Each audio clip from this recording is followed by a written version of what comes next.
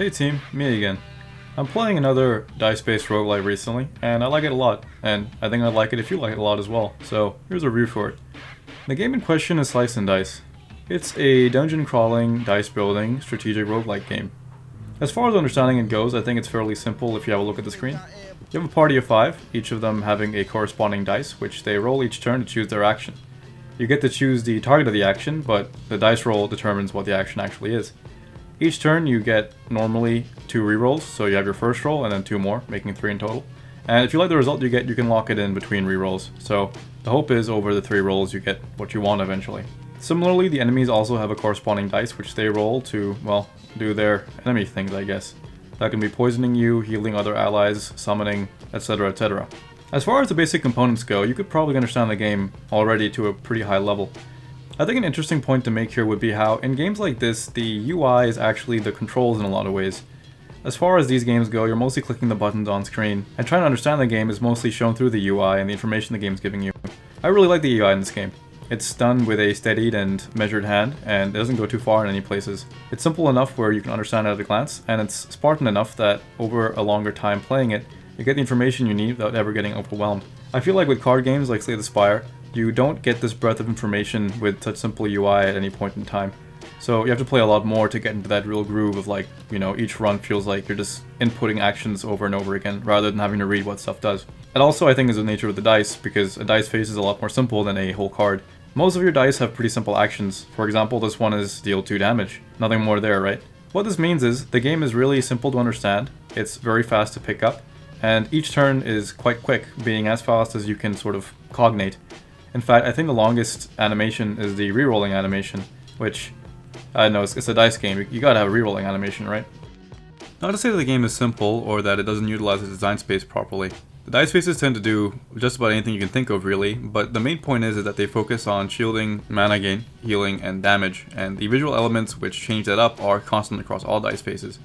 Once you know what the purple means, you can track it across any dice face that shows up, same with engage or with a colored corner, for example. Another feature of this game I really like is the undo button. When you start learning a strategy game like this, it can be really easy to ruin a run or a turn by using a new thing and using it incorrectly, and then all of a sudden everything's on fire. Because of the undo button, I was never really afraid to experiment around with new stuff, and because of that I learned the game a lot more quickly overall.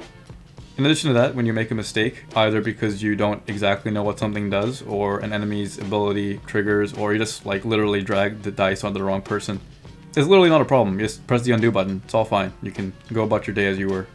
The progression system is really top-notch as well. First off, it uses the class tree, which, I just love class trees. More games should have class trees. Class trees are great. In this one, each different class has a corresponding die, and in the beginning of a run you have one hero of each type. So as you go forward, you can upgrade them up their class tree, there being 5 trees. I apologize if that was badly explained. There'll be images on the screen, I hope. In addition to that, you also have a set of items you can have throughout the run, which replace dice in, all manner of ways. The items are tiered, so you start off with the tier 1 and you go all the way up to, I think, tier 8, and obviously they get better as it goes on. I've had all sorts of wacky runs thanks to the item system in this game. Each hero can equip 2, and in my experience, just about anybody can become a power hitter if you give them the right equipment. The items are really well balanced as well in my opinion. While a tier 1 obviously isn't as strong as a tier 9, they're still useful throughout the run because a lot of the time the heroes are balanced around having a few bad dice faces or just overall require having a bit of a touch up in one direction or the other.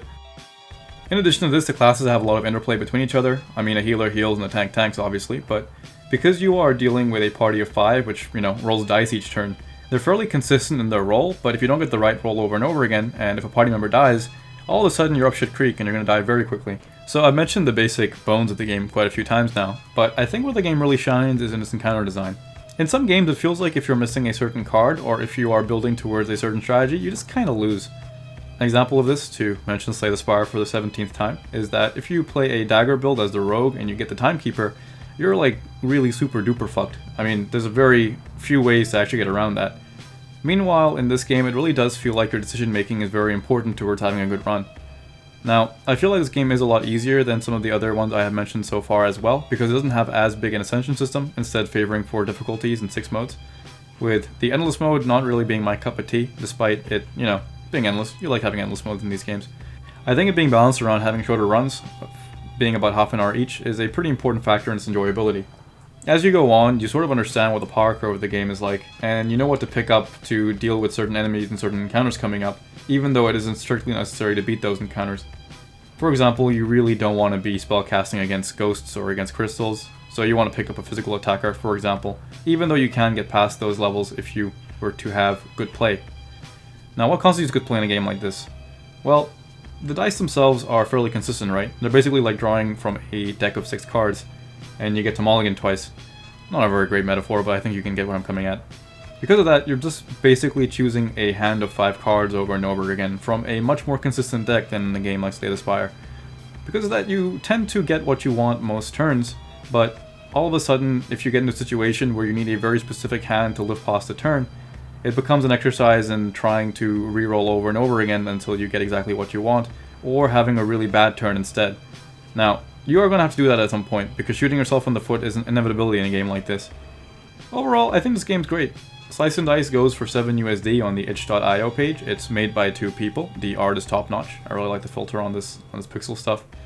It's very subdued, you know?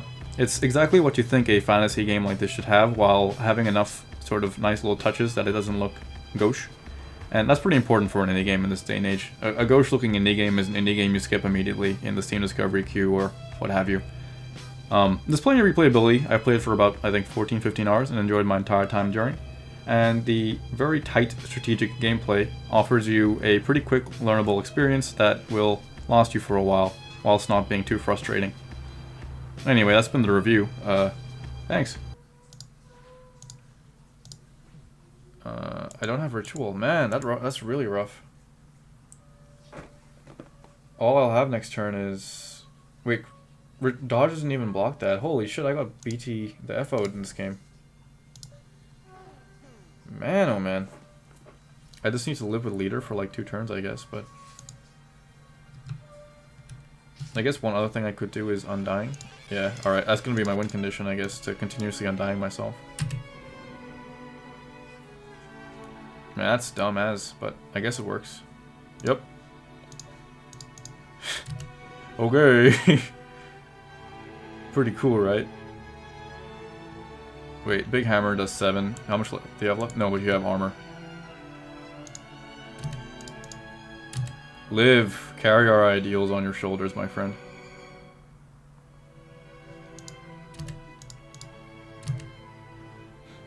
The ultimate in technique.